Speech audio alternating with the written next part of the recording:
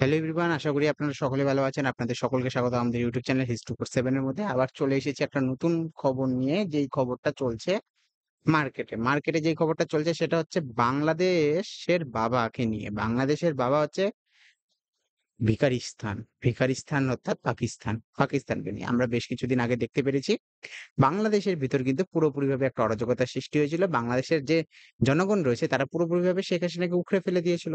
উখড়ে ফেলে দেওয়ার ফলে পাকিস্তান যে রয়েছে সে ভিখারিস্তান, সে ভিখারিস্তানের জনগণের মনেও কিন্তু একটা আশা জেগেছে। তারাও ভাবছে যে আমরা এত বছর ধরে কিন্তু পুরোপুরিভাবে কিন্তু এই যে সেখানকার সেনাবাহিনী, সেখানকার নেতাদের দ্বারা কিন্তু ভ্রষ্টাচারের দ্বারা কিন্তু আমরা চাপে রয়েছি। তা আমরাও যদি চাই সরকারকে উঠে ফেলে দেওয়া যায় না? এমনই ঘটনা ঘটেছে পাকিস্তানের। ২ সপ্তাহের মধ্যে বড়সড় ঘটনা আসতে পারে। এখন যখন দেখছে যে সেখানকার বাংলাদেশের জনগণ বেসিক্যালি শেখ হাসিনাকে উপরে দিয়ে ডক্টর মোহাম্মদ ইউনূসকে বসিয়েছে। সুতরাং পাকিস্তানের জনগণের মনে একটা আশা জেগেছে সেই জায়গায়। সেটা হলো যে আমরাও যদি সরকারকে যদি উঠিয়ে ফেলে যদি আমরা সেখানে নতুন সরকার বসাবো, সেখানে আর্মির কোনো হস্তক্ষেপ থাকবে না। কারণ আর্মির হস্তক্ষেপ পাকিস্তানের ইতিহাসে অনেক পুরনো। বারবার পাকিস্তানের আর্মি কিন্তু মিলিটারি ক্যু করে ফেলে এবং ক্যু করার ফলে কিন্তু সেখানে দেখা যায় যে মিলিটারি রুল স্থাপন হয়েছে। ভালো ব্যাপার। এটা আমাদের দেখতে পাচ্ছেন ভারতের ম্যাপ। তার চারপাশে দেখতে পাচ্ছেন বিভিন্ন দেশ রয়েছে। একপাশে রয়েছে Pakistan, Afghanistan, Nepal, Bhutan, Bangladesh, Myanmar, Thailand, Laos, Cambodia, Vietnam, Indonesia, Philippines যেসব দেশগুলো রয়েছে, দক্ষিণ এশিয়ার দেশগুলো যদি বলা যায়। সেক্ষেত্রে দাঁড়িয়ে দেখা যাচ্ছে যে পাকিস্তানে কিন্তু ২ সপ্তাহের মধ্যে কিছু ঘটবে। একে দেখতে পাচ্ছেন, এর নাম কি? এই যে সাইডে যে ছবিটা দেখতে পাচ্ছেন, এর নাম আসির মনির। ওকে? আসির মনির আর্মি চিফ রয়েছে। পাকিস্তানের আর্মি এমন একটা আর্মি যে কিন্তু সাবান, শ্যাম্পু, তেল, বডি লোশন থেকে শুরু করে সবকিছু বিক্রি করতে পারে। অর্থাৎ আমাদের দেশে যদি আপনি বড়, বড় কোম্পানি দেখেন, হিন্দুস্তান ইউনিলিভার রয়েছে, পতঞ্জলি রয়েছে, এমন বড়, বড় ব্যবসায়ীদার রয়েছে। ব্যবসায়ীর দ্বারাই কিন্তু বেসিক্যালি বিভিন্ন ইন্ডাস্ট্রি চালু করে থাকে। কলগেটের মতো কোম্পানি রয়েছে, বড়, বড় কোম্পানি রয়েছে। ওকে, প্যান্টিন রয়েছে, নেসলে রয়েছে। এরকম বড়, বড় কোম্পানি রয়েছে। তারা কিন্তু বেসিক্যালি দেশের এইসব জিনিস তৈরি করে থাকে। আপনি কোনদিন শুনেছেন ভারতীয় আর্মি জিনিসপত্র তৈরি করছে এবং মার্কেটে বিক্রি করছে, কুকার বানাচ্ছে, থালা, বাসন, বাটি এসব বানাচ্ছে? বানায় না, না? সিমেন্ট বানাচ্ছে, বানাতে শুনেছেন? শুনেননি কখনো।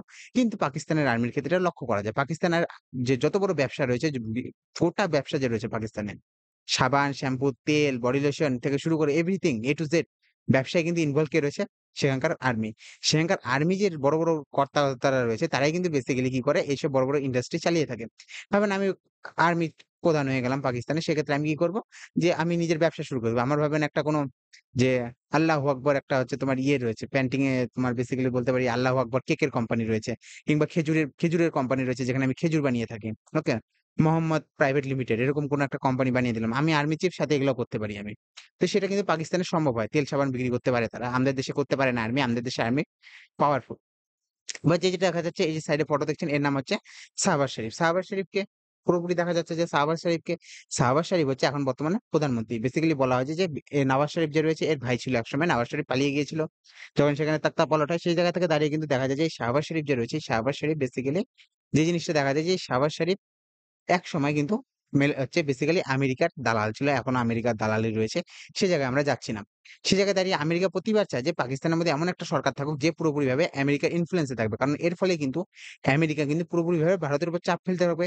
যখনই দেখবেন আমেরিকার সাথে ভারতের কিন্তু একটা সম্বন্ধের যে খটমট শুরু হয়েছে, সেই সময় দেখবেন যে পাকিস্তান থেকে জঙ্গিরা কিন্তু ভারতে আক্রমণ করছে। পুরোপুরিভাবে আমেরিকার কারসাজি। এখন জিনিসটা যেটা নিয়ে ঘটেছে সেটা হচ্ছে ইমরান খান নিয়ে। ইমরান খান পূর্বের প্রধানমন্ত্রী, যাকে কিন্তু ৪০০ দিনের বেশি সময় হয়ে গেল, যাকে হচ্ছে জেলে বন্দী করে রাখা হয়েছে। কেন বন্দী করে রাখা হয়েছে? কি করে বন্দী করে রাখা হয়েছে? এর সবচেয়ে কারণ যেটা হচ্ছে সেটা হচ্ছে ইমরান খানের উপর বেশ কিছু এলিগেশন লাগানো হয়েছিল। কি? ইমরান খানকে যেসব মানে তোফা দেওয়া হয়েছিল, সরকারি তোফা দেওয়া, মানে যেমন আমি প্রধানমন্ত্রী আমাকে বিভিন্ন গিফট দেওয়া হয়, সেই গিফট গুলো সে নিজের ইউজের জন্য ইউজ করেছিল। মানে নিজের কাজের জন্য ইউজ করেছিল। সরকারি গিফট কিন্তু ইউজ করেছিল নিজের জন্য। এটা একটা কারণ রয়েছে। ২য় কারণ হচ্ছে প্রাইভেসি লিক। ডোনাল্ড লু বলে একটা কথা আমরা কিন্তু বেশ কিছুদিন ধরে বলে যাচ্ছি যে বাংলাদেশের তক্তাপলটের পিছনে যে লোকটা দায়ী ছিল তার নাম হচ্ছে ডোনাল্ড লু। এই ডোনাল্ডো কিন্তু পুরোপুরিভাবে কিন্তু এই যে ইমরান খানকে সরানোর জন্য কিন্তু পুরোপুরিভাবে সাজিশ করেছিল।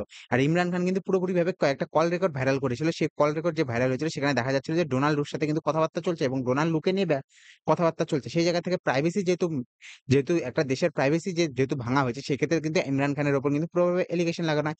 ৩য় এলিগেশন এই লাগানো হয়েছিল যে একটা বড় ইউনিভার্সিটি বানানোর জন্য কোন একটা বিজনেসম্যান জমি দান করেছিল। সেই জমি দান যে দান করা হয়েছিল সেই জমিটা ইমরান খান নিজের ইউজে ব্যবহার করেছেন। নিজের জন্য ব্যবহার করেছেন। বেসিক্যালি সেখানে ইউনিভার্সিটির জন্য ব্যবহার করেননি। সেটাই আমি বলছি যেটা।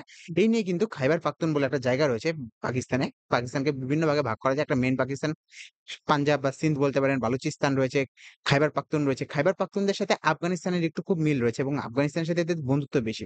তো সেই জায়গায় কিন্তু পুরোপুরিভাবে কিন্তু কি শুরু হয়ে গেছে? প্রোটেস্ট শুরু হয়ে গেছে। কি প্রোটেস্ট শুরু হয়ে গেছে? বলা হয়েছে যে সেখানে একজন বড়সড় নেতা রয়েছে। যেমন আমাদের বলতে পারি পশ্চিমবঙ্গের মুখ্যমন্ত্রী যেমন বলা যায় মমতা ব্যানার্জিকে, তেমনি খাইবার পাখতুনের মুখ্যমন্ত্রী হচ্ছে বেসিক্যালি আল আমিন গেন্দারফুল।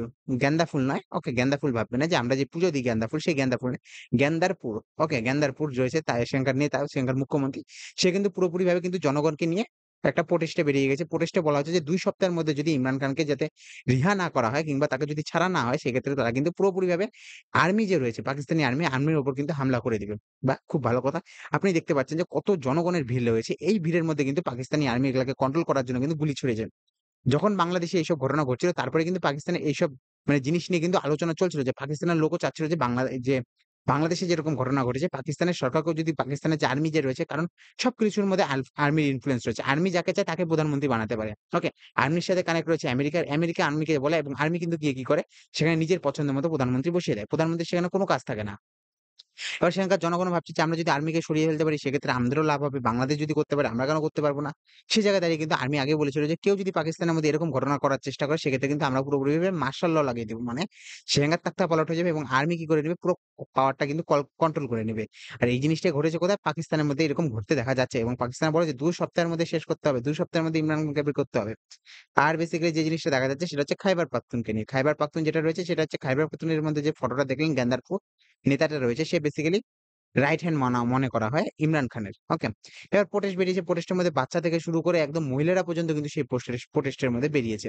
প্রোটেস্টে বেরিয়েছে খুব ভালো কথা। এবার বিদেশের মাটিতেও কিন্তু এই প্রোটেস্টটা দেখা যাচ্ছে। সেখানে ইমরান খানের যে তারিক ই ইনসাফ বলে একটা পার্টি রয়েছে, সেই পার্টির যে ঝান্ডা রয়েছে, সেই ঝান্ডা নিয়ে কিন্তু বিদেশের মাটিতেও কিন্তু আমেরিকার মধ্যে যেসব পাকিস্তানি রয়েছে, পাকিস্তানি মূল বেসিক্যালি তাদের বংশ একসাথে পাকিস্তানের সাথে মিল খায়। তারা বেসিক্যালি আমেরিকাতে রয়েছে। তারাও কিন্তু পাকিস্তানের মধ্যে জন্য আমেরিকার মাটিতে কিন্তু আন্দোলন করছে। যাতে বেসিক্যালি কাকে ছেড়ে দেওয়া হয়? ছেড়ে দেওয়া হয় হচ্ছে ইমরান খানকে। ইমরান খান একজন মনে করা হয় ইমরান খান পুরোপুরিভাবে ফেমাস ব্যক্তিত্ব একজন। যে ওয়ার্ল্ড কাপ জিতিয়েছে কাকে? পাকিস্তানকে।